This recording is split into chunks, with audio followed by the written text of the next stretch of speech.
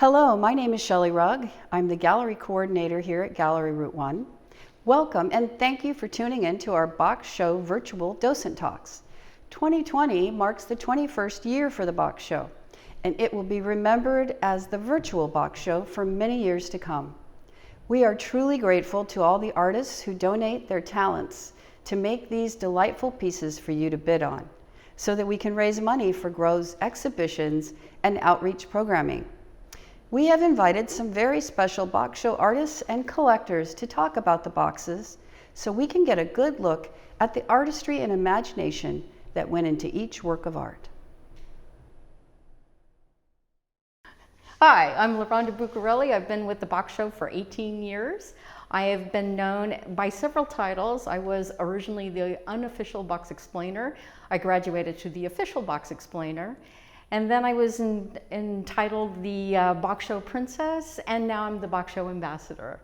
And I will be here to talk about some of these boxes. We'll start with box number 76 by Nani Welch, Ann Clan, Sonia Rowell, Ezra and Josh Swift Rowell, Jackie Dragon, Alex McLean. Title of the box, Other Realms, Seeking Portals, Finding Portals. And this is what the artist had to say about this. A multi-generational, multicultural, multi-dimensional collaboration. A vehicle looking and learning, seeking and finding, portals of understanding, different understandings, different kinds of other realms than the ones that we're familiar with, in all kinds of ways. May you enjoy stretching and growing as we did making it for you. This is a really wonderful box. Alex, I know, has been involved with the Box Show for quite a few years. He usually does things with sand, and that's what I see here. So Alex, I think this is part of you. And yes, all these holes that, I guess these are the portals, and broken mirror, and some glass, and some sea kind of creatures. What's on the other side? This looks like dolphin fins. Wow, that's really great. Box number 77, Mesa Brooks. Koi languiding circles within a bamboo pool, within a bamboo box pool. Tranquility prevails. Mesa says, I understand almost immediately that I wanted to create a bamboo box, and we went to work gluing bamboo strips to the outside of my box. When I completed the attached strips, I stepped back and I asked myself, what is this box calling for? What wants it to be in the bamboo box? I've put koi in the box. I've put glass on top in order to create the feeling of the pond, a smooth surface, and the koi languidly circling just below the surface. I hope the box contains a circling koi, creating a tranquility we all want to find. This is such a wonderful painting or drawing or whatever this is. Wow, you've really increased your abilities for the Box Show. Really, really nice piece. Box number 78, Scott Ungerman, Pre-Dawn Purple Frog. This box is a visual haiku. Pre-dawn purple frog bellows and inhales the moon. Tadpoles swirl below. The box is a dreamscape that was originally inspired by the Japanese haiku by Shiki in 1856 to 1902. And the frog is an absolutely wonderful frog. The deep, deep purples in here are just a wonderful thing. Does he say something about the frogs? It's a toy frog. It's a rubber toy frog. Number 79, Hold Fast by Alex Finman. Hold Fast, Docent statement. The box tells part of the story of California's declining bull kelp forest, over 90% of which have disappeared in the last 10 years due to climate crisis and its effect on water temperatures. Hold Fast is meant to serve as a tribute to ecology grief and call to climate action. And yes, these are, Alexis, this is an absolutely wonderful piece. It looks like it's made out of paper. It's really, really wonderful. I love the kelp. I love the kelp. Number 80 by Patricia Marina. Imagine life in full bloom for all. I offer you a beautiful mixed bouquet. Imagine a life full and beautiful for all, like the flowers in the vase. Martin Luther King said, may we have come in different ships, but we're in the same boat now. John Lennon wrote, you may say I'm a dreamer, but I'm not the only one. I hope someday you'll join us and the world we live in as one. And what's interesting about this piece that's done by Patricia is that on one side of it is the quote from Martin Luther King. On the other side are the lyrics that John Lennon's Imagine. Wonderful piece. Love the colors. Number 81 by Natalia Johnson, In the Quiet Hour. In the midst of so much suffering, there is a flip side to all of this. I'm enjoying the peace and solitude, the quiet, hiking, nature, a softer human imprint on the land. Birds are plentiful and full of song. It seems, as always, nature prevails despite our human shortcomings. Natalia, this is a really wonderful piece. It's, I'm sure that you painted the bird.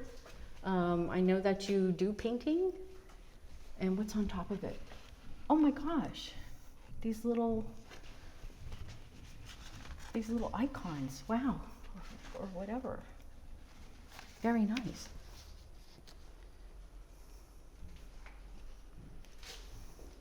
Number 82 by Janie Cope.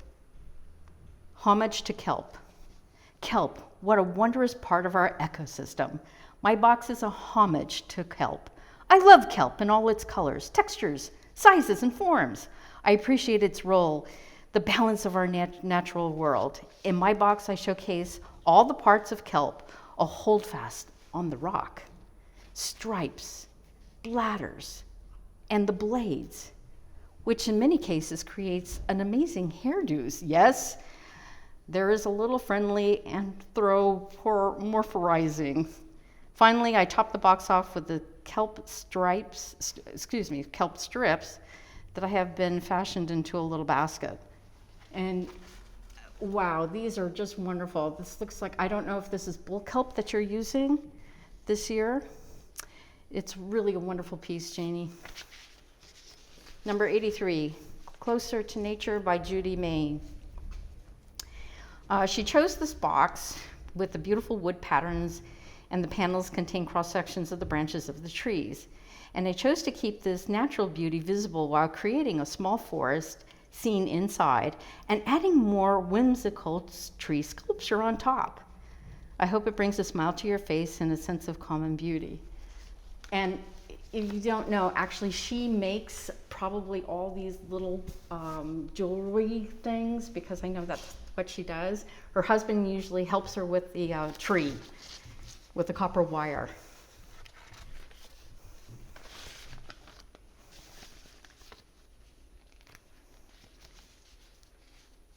Number 84, Libby Grout, Untitled. This year I wanted to make a box that felt strong but beautiful, light, thoughtful, and intentional. All feeling about breath. The smaller painting within the outer box is dear to me. I remember having a rare day to myself when my children were little. I holed up alone and painted, and that is what I came up with. The sweet paper on the interior of the box, this is way in the back of the box, is from a book of sheet music copyrighted in 1883, and she found it in a dusty antique shop in Colorado. The poppy pods are from School Garden in San Geronimo, harvested many summers ago. I love how the pods frame the painting and bring their own remarkable character and grace. And the painting is, it's wonderful, Libby. It's just really wonderful. Number 85, Christopher Foher, titled Two-Faced. Outside is the colorful and correct, but inside is upside down and backwards. And can I show you? It really is. There is an upside down and backwards clock. It's a reflection of what's happening in the present times. I use spray paint and epoxy and markers to create this clock. The one thing that Christopher has been doing recently, the last couple of years, is he's using glitter and epoxy together as part of his artwork, which is a really different form from what he's normally done when he's done the box show. So Christopher, this is really wonderful. And I will tell you that a friend of mine was the one that bought your box last year. Number 86, Stuart Ravenovich. Title of the box, Impressions. My main forms of artistic expression throughout my lifetime have been music, photography, film, video, and writing. So participating in the box show has offered me a unique opportunity to explore a part of the brain that I don't normally exercise. Each year, I have had to find a way to arrange things I've gathered, found, picked up, stashed along the way, or purposefully collected, and then cobble them together into an actual quote-unquote work of art. It is usually a lot of fun, but I often get stuck finding myself working up to the last minute. Every year I have to come up with something completely different, something complex, others more contemplative, like this year's. The great thing about this is that it's always a challenge, a bit of a puzzle, and I've always been very happy to be a part of it, and we are too. Thanks. Number 87, Gwendolyn Meyer. You don't need to look for love, you are love. In the 5 box shows that I've previously participated in and focusing unboxing the box, and in each case, burning, burying, chopping, and grinding it into sawdust. For the 2020 box, I followed the same idea and first broke it apart, then sunk it into an indigo vat, and then spent some time thinking about it. As a habit, I pick up things, stones, and things that I collect on my walks in nature. Other things I left on the kitchen table. Objects I encountered in my immediate surroundings. Eventually, the indigo dyed box piece also sat on the kitchen table and became a stage for my collections. Eventually, the indigo dyed box pieces also sat on the kitchen table. Number 88, Fish by Mark Arnoff.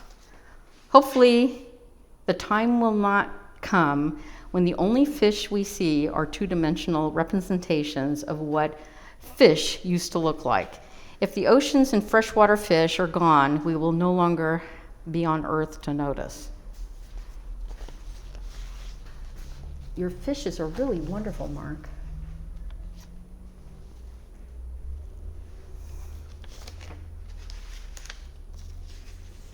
Number 89, Maria Louise Klotz, Root Systems.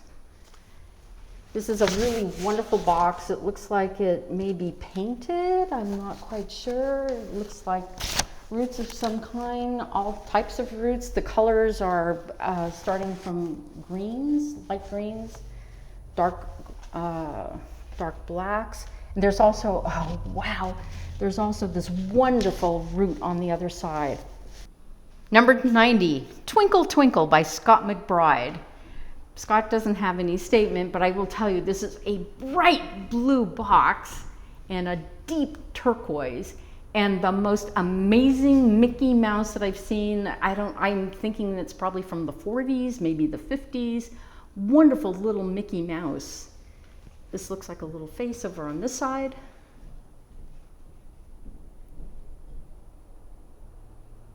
Number 91 by Dan Voldarchek. Bird in a Galvanized World. An innocent bird makes its home in a cast-off piece of metal. It should be good protection against harsh elements and predators, which are many. I was envisioning a forest. The current state of the world influenced the piece. Old galvanized metal creates soft focus and reminds us that objects are not permanent and are not perfect.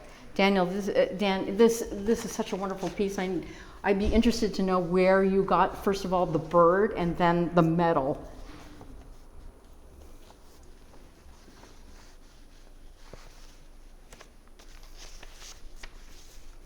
Number 92, Donna McGee, Respite.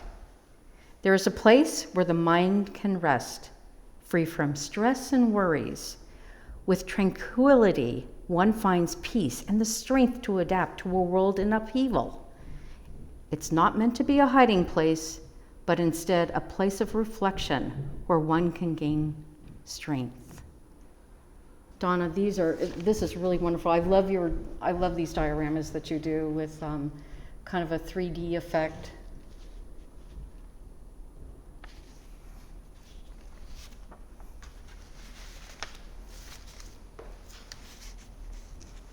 Number 93, by Molly McClure and Mary Reed Johnson. How we're doing?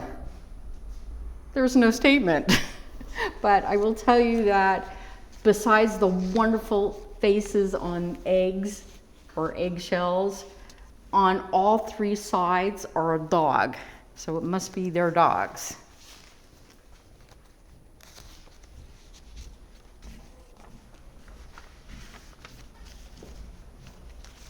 Number 94. Favorite Places by Wendy Schwartz.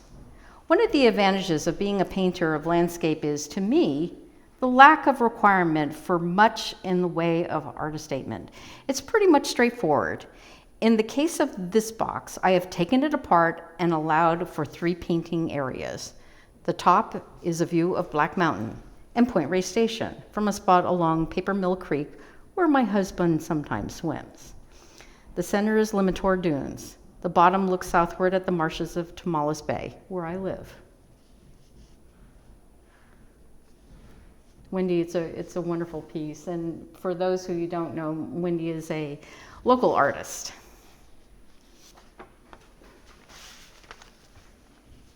Number 95, Jenny Lynn Hall, Altar. This box was made primarily from construction debris from the renovation of Stone Creek Zen Center, which began shortly after the shelter-in-place order went into effect.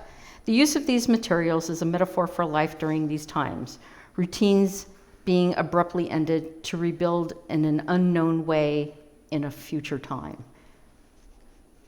Jenny, these are, the woods are wonderful. I love wood. So the woods are absolutely wonderful.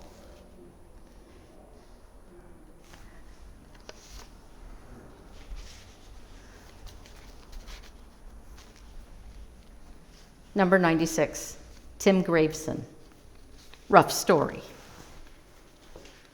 The main subject is a book-like object carved by chainsaw from a red woodscape. The photo element is a detail from a book sculpture by me from many years ago. So the top is the book that was carved,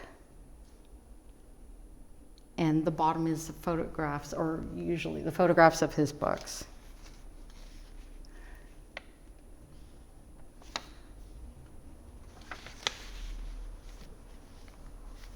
Number 97, by C. Morvitz. The box contributed wood from the front to the back covers, so the front and back covers have wood. Is an accordion book, Return to Green Tower, thanks to the skill of my husband, Tim Graveson. The book itself is one long pencil drawing, ganache, and watercolor, with a brief story at the end to complement the drawing. The story combines adventures of 2 real places with an imaginary dream experience. Without meaning to, the book became a comment on the pandemic and our prolonged sheltering at home. When we dream of travels we've taken and very special adventures we've had, and wonderful and wonder, sadly, when we'll be able to go traveling again. And here's her story. Here's Z's story.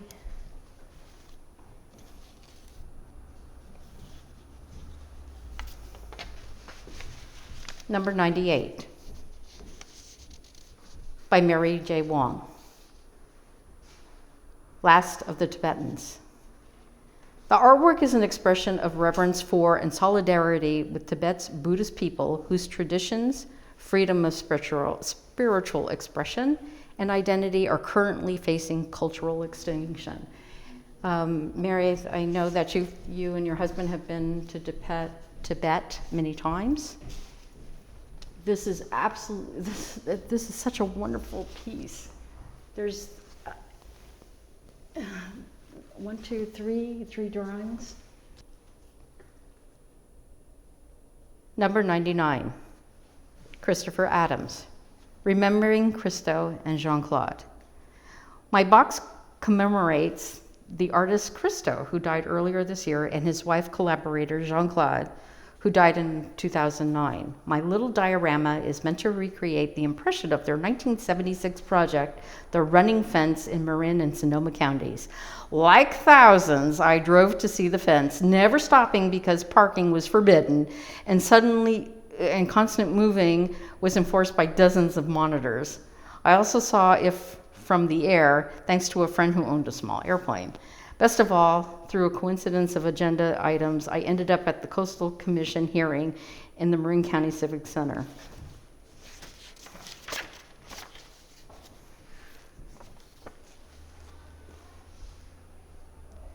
Christopher, this is a really wonderful, I love the fence. I love the way you did this. Number 100, Jeff Hickman. Parts of a Brief Moment in Time. This year is about decluttering. I have saved these various items over the past years and decided this was the best use of them. I tend to collect a lot of things and fill up limited space in my small studio with many things for future projects. In order to be in the quote now, I decided on using some in my box this year. Jeff, what a wonderful collection of stuff. I'd like to know are these toilet paper rolls? Is that what that is?